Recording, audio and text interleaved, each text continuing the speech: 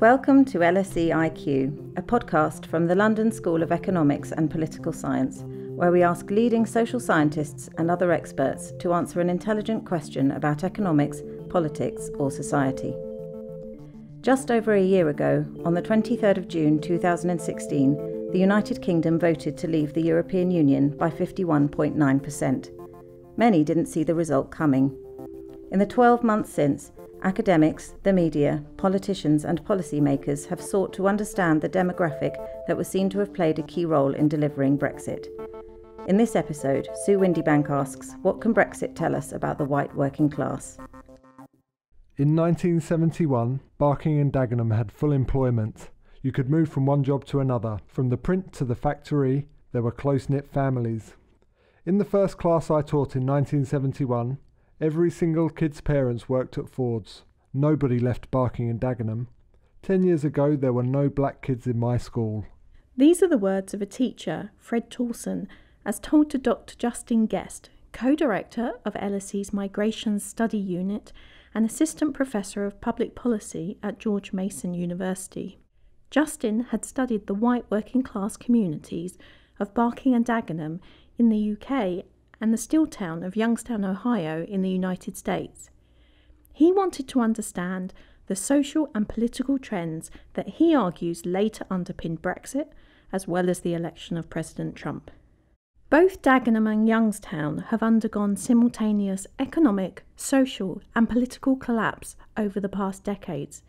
They have seen traditional industries disappear and radical demographic change, with the white working class becoming the minority in areas they once defined. The nostalgia for the past expressed by Fred Towson, often accompanied by a sense of a loss of power, were themes that came up often in the interviews Justin conducted with the people who lived in these areas. In the mid-20th century, the vast majority of people were white in the United Kingdom and the United States, and the vast majority of them were working class. And by working class, we mean people without university degrees. And when you have that broad of a constituency, they are likely to swing in different political directions, and they are the most crucial element of the population to drive popular vote victories. And that's precisely what's happened. They were in many ways a bellwether for their respective countries. As the 20th century went on, their numbers dwindled because more and more people were becoming university educated. There was vast demographic change due to the aging and fertility of white populations, but also the influx of people of immigrant origin who were not necessarily white, and some of whom were not necessarily working class. And so in democracies, when populations change, when the compositions of populations change, so does the composition of the country's political views. And that's precisely what's happened. And so white working class people today are not some small minority on the fringe of their societies, but that's the way they feel. They feel like a minority in societies that they once defined, even when the truth is that they represent in the United States, at worst, a powerful plurality of the population, somewhere between 33 and 50% of the country, depending on how you define working class. And in the United Kingdom, they represent about a majority of the population, and yet they feel this sense of estrangement. I wondered if it was this sense of estrangement that was behind the supposed white working class vote to leave the European Union. Justin provided some more context. Now, your research, we talk about the white working class, and obviously they're not a homogenous group, and you were particularly interested in what makes people vote in certain ways within this group. Yeah, this is not a homogenous group. They are under very similar circumstances, but they don't behave in convergent ways. We have seen a lot of divergence. Many of the people I interviewed are strong Labour supporters in the United Kingdom. Others have dabbled with the Tories and the Lib Dems, and many have been attracted to UKIP and some before that to the BNP. Others have just not voted at all and said to hell with the whole system. And so I was particularly interested in what drove people into these different political behaviors. And in particular, I was interested in what led people to more extreme views, because that's the anomaly that really could use some further explaining. And what did you find? In many ways, I thought that I would see a story that was similar to the marginality of the people I studied in my first book. And my first book, as you know, Sue, is about Muslim political behavior in Europe and focusing on the United Kingdom and Spain in particular. And what I found in the first book was that marginality is driven by a sense of relative deprivation, the idea that people have an idea about the way the world is and the way the world actually ought to be in their ideals. And the bigger the discrepancy, the more likely I found people to engage in Islamic extremist groups. Well, I thought that might be similar here in the sense that, the bigger that gap would be, the more likely they would support far-right parties and movements. But the story is actually a bit more complicated. With white working class people, it was not so much about the way the world is and the way the world ought to be. It's about the way the world is and the way the world used to be. It is that sense of nostalgia that was driving people to the far right that I found. Dr. Lisa McKenzie is a fellow in LSE's Department of Sociology. Her research has looked at the working class communities of Bethnal Green in East London and St Anne's in Nottingham. She disagrees with the idea that the working class is being pushed to political extremes. I mean, I recently reviewed Justin Gest's book and I liked it very much, and actually the bravery of trying to tackle this at the moment in itself needs commending, because even tackling this, even suggesting that there is any sort of problem relating to class inequality at the moment is quite tricky. But would I say that working class people are being pushed to the margins of politics? No, I wouldn't say that at all. I mean, not here in the UK. The US, I'm not so sure about, but in the UK, no, because one of the things that really showed us this is the actual levels of voting in poorer neighbourhoods, but also who they're voting for as well. So if we look at the last by-election in Stoke-on-Trent, which has been unfairly and cruelly called Brexit Central. So in Stoke, there's two important things there, is that UKIP didn't win the seat, Labour held on to their seat, but the other important thing is that only 36% of the vote came out. So that means that 64% didn't come out. So that's not about working class people being pushed to the margins of politics. That's about working class people not dropping out of a mainstream political system altogether. So, while Justin Gest believes that some sections of the white working class have become politically radicalised, Lisa believes that the bigger issue is their disconnection from politics altogether. But what was the white working class's role in Brexit? Was this demographically actually the core of the Brexit vote? In terms of race, the Leave vote was white. According to a poll of voters by the Conservative peer Lord Ashcroft, white voters voted to leave the EU by 53% to 47%. This is in contrast to the 33% of those who describe themselves as Asians and the 27% of black voters who voted to leave. However, the issue of class is more complicated. Dr. Dennis Novy, an Associate Professor of Economics at the University of Warwick and an Associate at the Centre for Economic Performance at LSE, looked at who voted for Brexit. He and his colleagues analysed the 380 UK counting areas that voted in the referendum, excluding Northern Ireland and Gibraltar. They wanted to determine the social and economic characteristics that correlated with an area voting to leave the European Union. For example, we find that areas that have a fairly high share of manufacturing employment were much more likely to vote out, and manufacturing employment arguably is related with traditional working class people. We have measures of education. Perhaps working class people on average have lower educational attainment than non-working class people. So these findings that we have are consistent with the view that a working class type of person might be more likely to vote Leave. However, it's not as simple. A big story here is also about turnout. If you look at traditional working class areas, especially traditional working class areas with a very strong labour support, perhaps in the north of England, turnout was often quite low. So you cannot say that working class people turned out in droves to vote to leave the European Union. Lots of them actually probably didn't vote at all. And we know that from other polls, Labour Party supporters, people who normally vote Labour in a typical election, they voted to remain in the European Union by quite a big margin, 63%. So this simple characterization, oh, it's kind of working class voters that are left behind, that vote for UKIP and also that vote for leaving the European Union, is probably not supported by the data. Again, the typical voter that wanted to leave the European Union is probably what you might call a Daily Telegraph type of reader, somebody who's a little older, and older people on average don't have as much education as much younger people. They're not necessarily poor, because older people often have houses that they live in, and those houses appreciated quite substantially over the last few decades. But they are not as happy about the change that the country has gone through. They might not be happy about immigration, even though in the very areas where they live, often there might be very, very little immigration.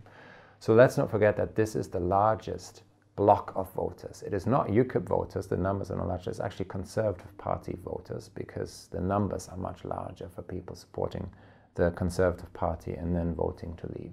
Despite this, Lisa McKenzie told me that she saw people who had not been interested in voting in the 2015 UK general election enthusiastically registering to vote in the months before the EU referendum. For those that did vote, what was it that had caught their imagination? If you were to, say, speak to some of the people that you perhaps know from St Anne's, where you lived for a while, or any of those communities, and ask them to explain in their own language why they had voted for Brexit, what would they say? I have actually done that, because the last three and a half years I've been doing, I'm an ethnographer, so I've been doing research with a community in, they are mainly white working class, as much as I hate that term, but that's, that's the term that there is, in Bethnal Green in East End of London. And it was really interesting, because in 2015, when we had a general election, I remember I've been doing this work for 3 years, so I've followed all sorts of events, so, talked to men and women about, what's happening in the newspapers today, just general conversations. And I've been logging those conversations and recording them and recording film footage. And in the 2015 election, as a sociologist, of course, I was really interested what they thought. And what they thought was that they were not interested. They had no interest whatsoever. And I remember in 2015 really trying to get them to talk about the election, and they were like, I'm not interested, I'm not bothered, these people don't care about us. We don't, why should we are not interested in that system. That hate us and we hate them. Now this is from Bethnal Green, which is 3 miles away from Parliament. The people there felt that national politics, even though they lived in London, was not connected to them. This was the same in St Anne's in Nottingham. It's also been the same sort of story in the Nottinghamshire and Derbyshire mining towns that I've recently been doing research, that national politics are not representing working class people. 2016 came along, so remember I've been doing this research in Bethnal Green and before that St Anne's. 2016 came along and the referendum, I kind of expected the same response, I'll be honest. As sort of we entered into March and April, very little interest. I was bored of it, everybody, by the time the debate had even started, most of us were bored of it. And I thought it would be very similar to 2015 election. However, as we started coming up to the end of May, I realised that this was not the same thing at all. And the people that I was speaking with weekly in Bethnal Green was becoming more animated about the referendum, more interested in the referendum, and started registering online to vote in the referendum. These were same people that a year before were not going to vote, had no intentions of voting, and wasn't registered to vote. A year later, when the EU referendum came around, they were interested. Immigration from within and outside the EU has, of course, been seen as a major factor in the Brexit vote. By extension, this has helped reinforce the stereotype of the white working class as being racist. I asked Gest if this was a fair portrayal. Well, first off, we should establish that plenty of elites are racist and plenty of liberals are racist. And, you know, from my perspective, yeah, it was discomforting at times. There is bigotry out there. And I think that it is that bigotry, it is that perception of white working class people as being inherently racist, which in many cases is true, and in any other cases it's not. But in any case, it is that perception that has made so many urban liberals and elites turn a deaf ear to this population. As soon as they hear something that sounds offensive and racist, it's almost like you're complicit by listening to it. Many of those Justin interviewed felt subject to discrimination in the form of affirmative action and diversification policies. In Dagenham and Barking, for example, he found that people were frustrated because they perceived that the current social system grants immigrants advantages that are not provided to white Britons. These might be in the form of public housing preference or favouritism disguised as anti-racism platforms. In Britain, much of it was about social status. So I was interested in nuancing it a bit further. I wanted to see both social deprivation, but also economic deprivation in terms of your financial well-being, but also political deprivation in terms of your sense of power. What unites the US and the American case is a sense of power deprivation. White working class people who support far-right candidates and parties demonstrated a larger discrepancy in terms of their sense of personal power or the extent to which politicians care about them. But in Britain, there is also this social deprivation. They feel like they have drifted further and further to the fringe of their society's hierarchies, those social ladders. And they have also concurrently perceived that immigrants, Muslims in particular, have drifted closer and closer to society's center. Do you think there's validity in that view? In other words, do I think that Muslims and immigrants are closer to society's center?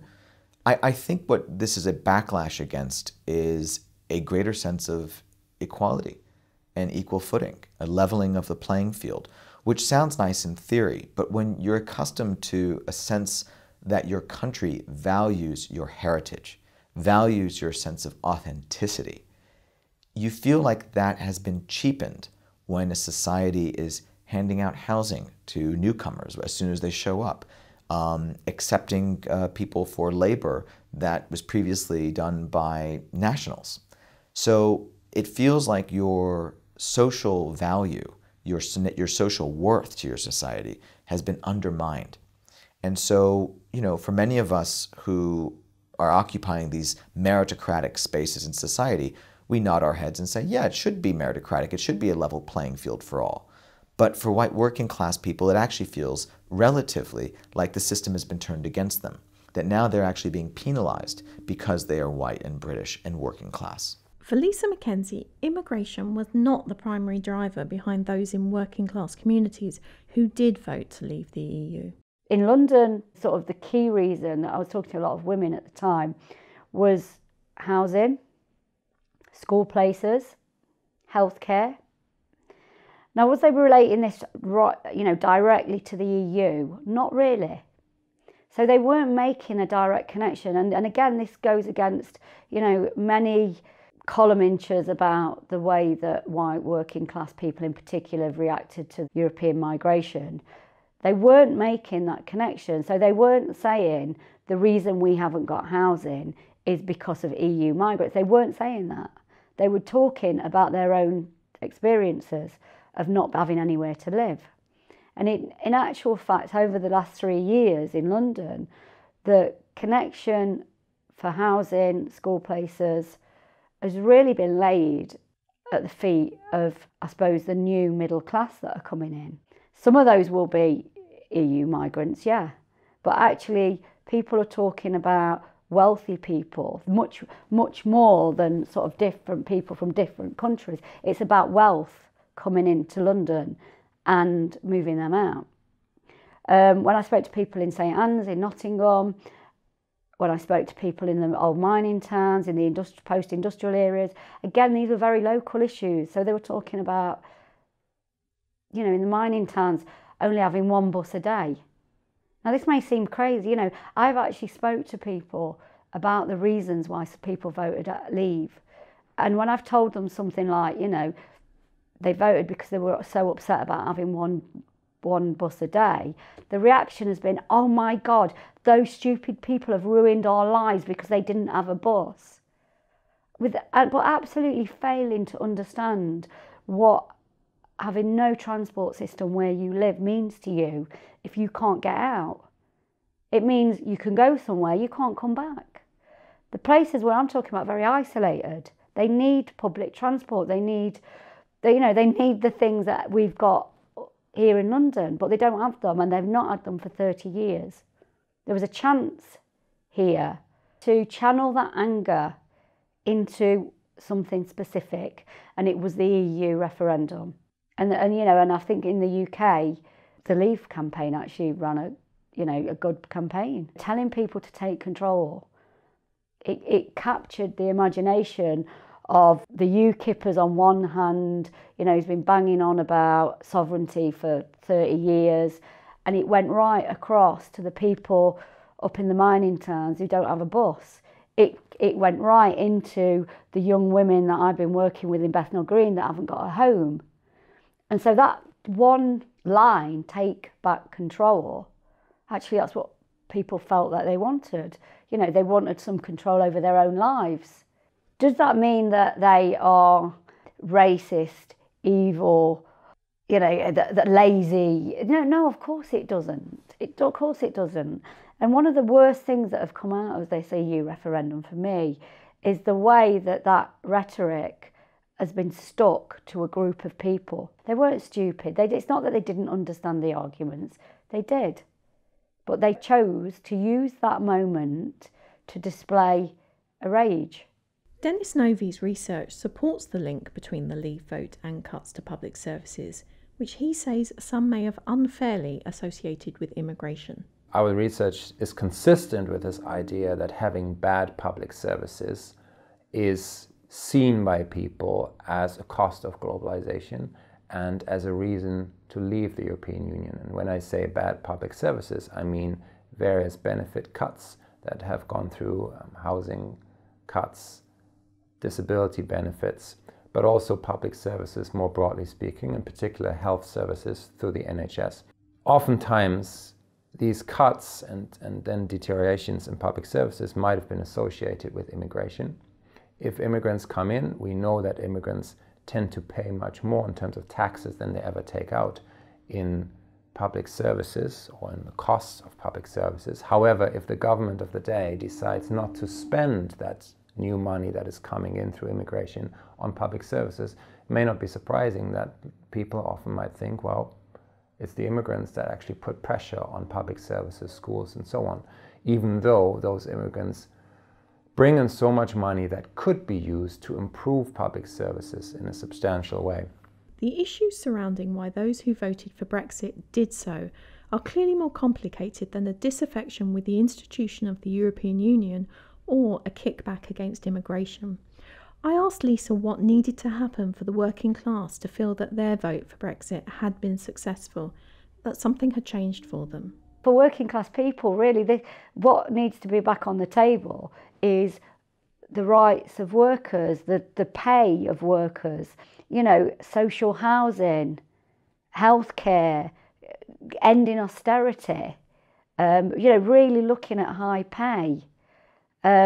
Really looking at the way that our higher education and our education system is working, because it's only working for some.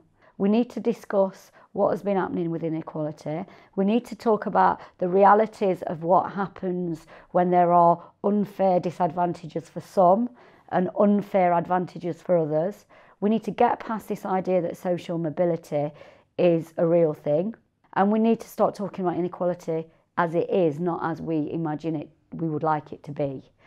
So do I think that, no, I think that, like I said, the middle class don't get many opportunities to be hysterical. Princess Diana's death, I think, was the last one. I think plenty of working class people were hysterical then yes, too. I think they did. Yeah, they did as well. Yeah, but Brexit has given them, they've got it's been a great time really for them. And for Lisa, the spotlight should not just be on the working class. So, for me, I mean, for a start, there needs to be more research on middle-class people. The normalisation of every middle-class value that there is. That free movement of people is a good middle-class value that's righteous. With free movement of people, there are definitely educated bankers travelling around Europe, but there are also very, very poor and exploited workers travelling around Europe as well, usually walking their dogs or cleaning their homes or plumbing their kitchen in. And that's not right either. I want to speak for working class people, not white working class people, not black working class people, not Polish working class people, but working class people. I asked Justin about the complete disconnect the white working class feel from political parties. What do mainstream political parties need to do to reach out to this group, and are there dangers in that for those parties? Well, they need to connect with them. I mean, the very basis of politics is in a sense of identification. This person represents me, and he or she or they represent my views, and they understand what I'm going through. And, you know, no one expects politicians to fix everything, but they do expect some recognition, some acknowledgement, and there's a sense of validation when that happens. But what has been happening for so long is that white working class people have either been ignored or they have been dismissed. And there's reasons why. In many cases, it's uncomfortable for parties. Maybe the Tories could connect over their Euroscepticism or their xenophobia, but they could not tolerate their views on the economics and their very protectionist views on economics. For the Labour Party, protectionism was A-OK, but their nativism was the problem. And so both parties began to drift, particularly Labour, though, because this group of people was so such a backbone for the Labour Party for so long. You know, Labour really jettisoned them when they began to wholeheartedly embrace minority groups because they didn't think they could circle that square. The problem is that in doing so, Labour has, yes, cozied up to cosmopolitan liberals in Greater London and elsewhere, but the problem is they haven't been able to realize and paint a picture of their party as one that is for the working class more broadly. Why is it that white working class problems have to be treated differently from black working class problems or brown working class problems? They're just problems, and they experience them in often very similar ways. You've previously looked at people from ethnic minority backgrounds. I wonder how you regard the competing claims of the two groups that you've studied. Yeah, I think that there is a natural reaction to hearing a work like mine, which I think is most controversial because it actually takes an empathetic view towards this much maligned group of people. And it says, you know, but this group of people has experienced enormous amounts of structural advantage. They've benefited from the oppression of minorities. You know, why should I feel any kind of sympathy? And you know, why are we promoting their gripes? Why are we promoting their frustration over groups of people who really are more deserving? And my response to that is that it's a very unproductive debate to be having. They're not mutually exclusive. There is no zero-sum relationship in terms of our sympathy and our sense of understanding. When the truth is what we need to do is recognize all and bring them into a sense of solidarity with one another so that we can see what ties bind us all together, what stitches us all together, what is threaded through each of our plights. I feel like I want to burst into a Bruce Springsteen song. Well, you know, he sang about Youngstown. He has a, yeah, he wrote a song, Which song is that? Here in Youngstown. Yeah, my sweet Jenny, I'm sinking down, way down in Youngstown. Yeah, definitely. You have to YouTube it. It's clearly wrong to lay Brexit solely at the feet of the white working class. However, it has shone a light on their sense of disenfranchisement and disengagement from society. Brexit will have many challenges, but one key one will be for the main political parties to listen to and connect with this demographic and reintegrate them into a broader coalition of voters. What do you think? Tell us using the hashtag LSE IQ. This episode of LSE IQ was brought to you by James Ratty, Tom Williams and Sue Windebank. The words of Fred Tolson are voiced by Peter Carroll. It was based in part on the following research: The New Minority, White Working Class Politics in an Age of Immigration and Inequality by Justin Gest. It's Not Ideal, Reconsidering Anger and Apathy in the Brexit Vote Among the Invisible Working Class, published in the journal Competition and Change, and the book Class Cleansing Grieving for London, to be published in October 2017, both by Lisa McKenzie, and Who Voted for Brexit, a comprehensive district-level analysis by Sasha O'Becker, Timo Fetzer and Dennis Novy. For more episodes of this podcast, all the associated links, and to subscribe on iTunes and SoundCloud, please visit lse.ac.uk/IQ. See you next time when we ask, why haven't we won the war on drugs?